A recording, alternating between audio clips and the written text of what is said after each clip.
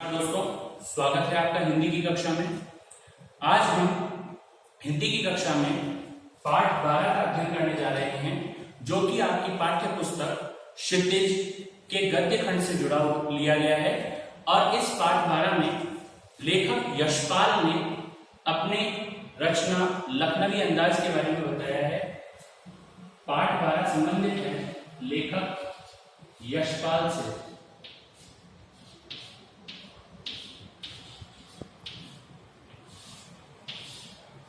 लेखक यशपाल का जन्म 1903 में पंजाब के फिरोजपुर छावनी में हुआ। इनका जन्म जो हुआ है, इनका जन्म समय की बात करें तो जन्म 1903 में पंजाब में हुआ।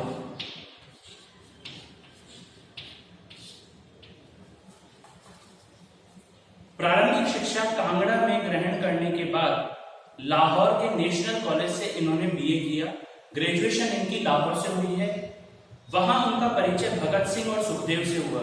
भगत सिंह और सुखदेव ये किसी पहचान के मोहताज नहीं है, इन्हें हर कोई जानता है कि भगत सिंह और सुखदेव कौन थे। और इनसे इनका संपर्क हुआ। स्वाधीनता संग्राम की क्रांतिकारी धारा से जुड़ाव के कारण ये जेल भी गए। यशपाल ने क्रांतिकारी धारा से जुड़े क्रांतिकारियों का साथ दिया, इसके कारण इन्हें जेल भी जाना पड़ा। इनकी मृत्यु सन 1976 में हुई। इनकी मृत्यु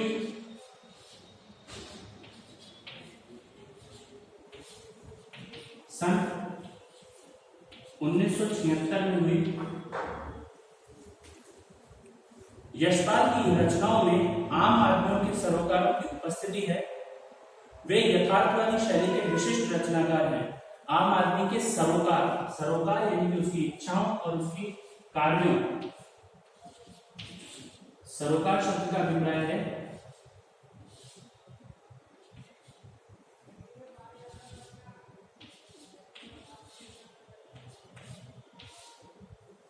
जिन चीजों की उसे इच्छा होती है, जिन चीजों की उसे कामना होती है, उनका इसमें उपस्थिति है। सामाजिक विषमता, राजनीतिक पाखंड और रूढ़ियों के खिलाफ उनकी रचनाएं मुखर हैं। यानी कि इन्होंने इन क्षेत्रों पे कार्य किया है, इन विषयों पर लेखन कार्य किया है, जिसमें सामाजिक विषमताएं, समाज में क्या परिस्थितियां हैं उसके बारे में, राजनीतिक पाखंड, राजनीति में क्या धोखाधड़ी चल रही है उसके बारे में, और रूढ़िवादिताएं, जो सांस्कृतिक रूढ़िवादिताएं हैं, जो पुराने गलत परंपराएं हैं, उनका इन्होंने विरोध किया है। उनके कहानी संग्रहों में ज्ञानदान, तर्क का तूफान, पिंजरे की उड़ान, वाद दुनिया, फूलों का कुर्ता उल्लेखनीय है। इनकी ये कुछ कहानी संग्रह हैं। इनका झूठा सच उपन्यास भारत विभाजन की त्रासदी का मार्मिक दस्तावेज है। इनका एक उपन्यास है झूठा सच। ये झूठा सच जो भारत का विभाजन हुआ था 1947 में, जिसमें भारत में से पाकिस्तान अलग करके एक अलग देश बनाया गया था। उस समय देश में क्या क्या दुखद घटनाएं हुई, उस समय क्या देश की स्थिति रही, उसका इन्होंने इसमें वर्णन किया है। इस वर्णन का मार्मिक चित्रण, मार्मिक यानी कि हृदय को छूने वाला चित्रण किया है। अमिता, दिव्या, पार्टी कॉमरेड, दादा कॉमरेड और मेरी तेरी उसकी बात उनके अन्य प्रमुख उपन्यास हैं। ये इनके कुछ और भी उपन्यास हैं जो इन्होंने लिखे हैं। भाषा की स्वाभाविकता और सजीवता उनकी रचनागत विशेषता है। यानी कि भाषा को किस तरीके से स्वाभाविक रूप से प्रकट किया जाए, ये इनकी विशेषता है। पाठ के बारे में बात करें तो इनका जो पाठ है, जो इन्होंने लिखा है, पाठ 12 जो हमारे पाठ्य पुस्तक में लिया गया है, वह है लखनवी अंदाज।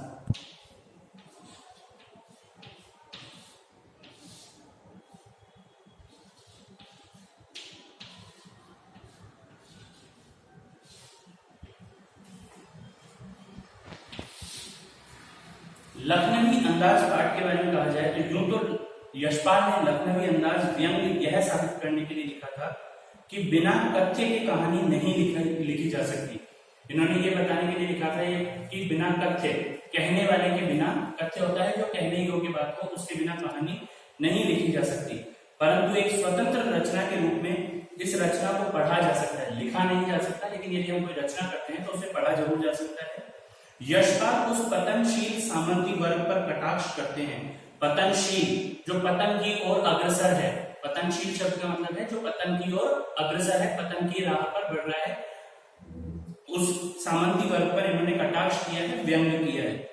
जो वास्तविकता से बेखबर एक बनावटी जीवन शैली का आदी है, यानी कि जिस सामंती वर्ग की इसमें बात की जा रही है वो वास्तविकता से दूर है कि समाज में क्या स्थिति है उससे दूर, केवल अपने बनावटी दिखावे पे ही बहुत ज्यादा जोर देते हैं। कहना ना होगा कि आज के समय में भी ऐसी परजीवी संस्कृति को देखा जा सकता है। यह कहना गलत नहीं होगा कि आज का जो आधुनिक समय है उसमें भी ऐसी परजीवी का मतलब है दूसरों पर आश्रित, दूसरे जीवों पर आश्रित रहने वाली संस्कृति को हम देख सकते हैं। तो ये हमने जाना लेखक यशपाल के बारे में और उनके पाठ लखनवी अंदाज का परिचय देखा। अब हम शुरू करने जा रहे हैं आपका पाठ लखनवी अंदाज। मुफस्सिल की पैसेंजर ट्रेन चल पड़ने की उतावली में फुंकार रही थी। यहाँ पे ट्रेन के दृश्य के बारे में बताया गया है कि पैसेंजर एक ट्रेन है जो कि चलने की उसमें तैयारी में थी और उसका इंजन सीटी मार रहा था और वो चलने की ओर अग्रसर थी। आराम से सेकंड क्लास में जाने के लिए दाम अधिक लगते हैं, दूर तो जाना नहीं था, भीड़ से बचकर एकांत में नई कहानी के संबंध में सोच सकने और खिड़की से प्राकृतिक दृश्य देख सकने के लिए टिकट सेकंड क्लास का ही ले लिया। सेकंड क्लास के बारे में बता रहे हैं कि सेकंड क्लास जो है जिसमें दाम थोड़े अधिक लगते थे, पैसे अधिक लगते थे, किराया थोड़ा अधिक था, लेकिन लेखक ने सोचा कि आराम से सोच के लिखा जा सकेगा, प्राकृतिक दृश्यों का नजारा लिया जा सकेगा, तो इसलिए उन्होंने सेकंड क्लास का टिकट ले लिया। गाड़ी छूट रही थी, सेकंड क्लास के एक छोटे डिब्बे को खाली समझकर जरा दौड़कर उसमें चढ़ गए। जब गाड़ी चलने लगी और ये लेट पहुंचे स्टेशन पे तो इन्होंने सामने जो डिब्बा दिखा उसमें ये चढ़ गए। अनुमान के प्रतिकूल डिब्बा निर्जन नहीं था, डिब्बा निर्जन नहीं था। निर्जन का अभिप्राय है, निर्जन शब्द का अभिप्राय है लोगों से रहित, लोगों से रहित।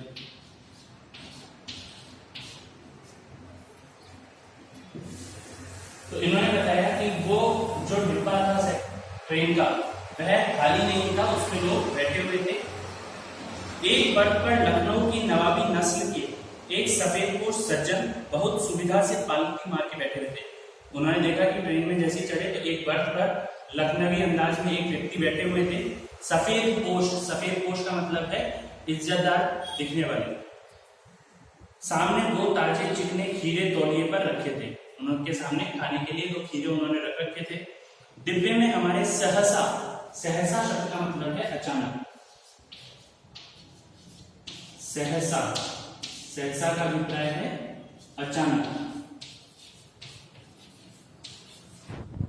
डिब्बे में अचानक हमारे कूद जाने से सज्जन की आंखों में एकांत चिंतन में विघ्न का असंतोष दिखाई दिया। उन्हें लग रहा होगा कि हम एकांत से बैठे हैं और जब लेखक आ गए तो उन्हें अपने एकांत चिंतन में विघ्न दिखाई दिया। सोचा हो सकता है यह भी कहानी के लिए सूझ की चिंता में हो या खीरे जैसी अपदार्थ वस्तु का शौक करते देखे जाने का संकोच में हो। अब जब वो ट्रेन में चढ़े और उन्होंने नवाब साहब को देखा तो मन में कई सारे ख्याल आए कि ये क्यों संकोच कर रहे हैं, तो उनको लगा ये भी शायद लेखन कार्य के लिए ही आए होंगे या खीरे जैसी सामान्य वस्तु को खाते हुए देख के कि लखनवी नवाब है उस अंदाज में है और इतने अमीर घराने के दिख रहे हैं और वो खीरे जैसी सामान्य वस्तु खा रहे हैं, तो उस संकोच में ये आ गए होंगे। नवाब साहब ने संगति के लिए उत्साह नहीं दिखाया। संगति यानी साथ के लिए उन्होंने कोई उत्साह नहीं दिखाया। जैसे हम ट्रेन में चढ़ते हैं तो हमारे साथ में बैठी हुई बर्थ के साथ बर्थ पे जो लोग होते हैं उससे हम हंसकर मुस्कुरा कर बात करते हैं, लेकिन नवाब साहब ने ऐसा नहीं किया। हमने भी उनके सामने की बर्थ पर बैठकर आत्मसम्मान में आंखें चुरा ली। अब लेखक को लगा कि हमारा भी आत्मसम्मान है, जब वही बात नहीं करना चाह रहे तो उनकी आंखें चुरा ली, यानी कि आंखें दूसरी तरफ उन्होंने कर ली। खाली बैठे, खाली का मतलब खाली बैठे कल्पना करते रहने की पुरानी आदत है। जब कोई व्यक्ति खाली होता है तो वो कई सारी बातें सोचता है। नवाब साहब की सुविधा, असुविधा और संकोच के कारण का अनुमान करने लगे। अब वो सोचने लगे कि नवाब साहब ने संकोच भी क्यों है। संभव है नवाब साहब ने बिल्कुल अकेले यात्रा कर सकने के अनुमान में किफायत के विचार से सेकंड क्लास का टिकट खरीद लिया हो। अब गवारा न हो कि शहर का कोई सफेद पोश उन्हें मंझले दर्जे में सफर करता देखे। अब लेखक मन ही मन सोच रहे हैं कि नवाब साहब तो संकोचित हुए होंगे, तो उसके लिए सोच रहे हैं कि शायद इनको लग रहा होगा कि शहर का कोई सामान्य व्यक्ति इन्हें उस मंझले दर्जे के मिडिल क्लास लेवल के उस ट्रेन के डिब्बे में सफर करता देखे तो इनकी जो शान है, आन है, उस पर दाग लग सकता है। अकेले सफर का वक्त काटने के लिए ही खीरे खरीदे होंगे और अब किसी सफेद पोश के सामने खीरे कैसे खाएं। अब उन्होंने सोचा कि ये खीरे जो है ये सामान्य रूप से इन्हें लग रहा है कि समय काटने के लिए इन्होंने खरीदे होंगे, लेकिन अब लेखक के सामने वो उसे कैसे खाएं। हम कनखियों से नवाब साहब की ओर देख रहे थे। कनखी मतलब तिरछी नजरों से, कनखियों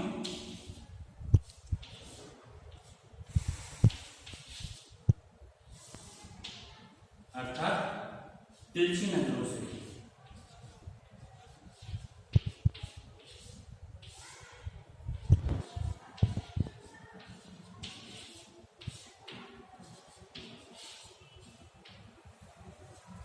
तिरछी नजरों से हम नवाब साहब की ओर देख रहे थे। नवाब साहब कुछ देर गाड़ी की खिड़की से बाहर देखकर स्थिति पर गौर करते रहे। वो खिड़की से बाहर देखते रहे कि क्या नजारे।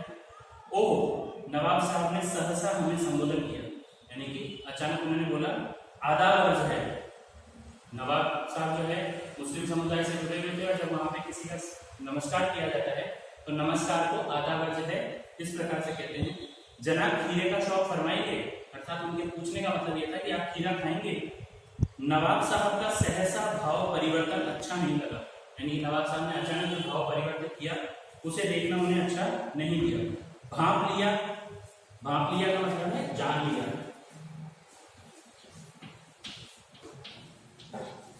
भांप लिया इस शब्द का अभिप्राय है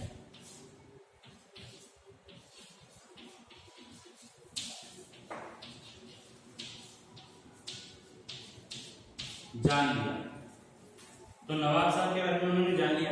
आप शराफत का गुमान बनाए रखने के लिए हमें भी मामूली लोगों की हरकत में लथेड़ लेना चाहते हैं, यानी कि हम शरीफ हैं। नवाब साहब ऐसा सोचते हैं कि हम शरीफ हैं और इसी गुमान अर्थात अहंकार को बनाए रखने के लिए, गर्व को बनाए रखने के लिए उन्होंने इस मामूली लोगों की हरकत में हमें भी लथेड़ लिया। जैसा सामान्य लोगों के साथ हरकत की जाती है वैसे में उन्होंने हमें भी लथेड़ लेना चाहते थे, अर्थात लपेट लेना चाहते थे, शामिल कर लेना चाहते थे।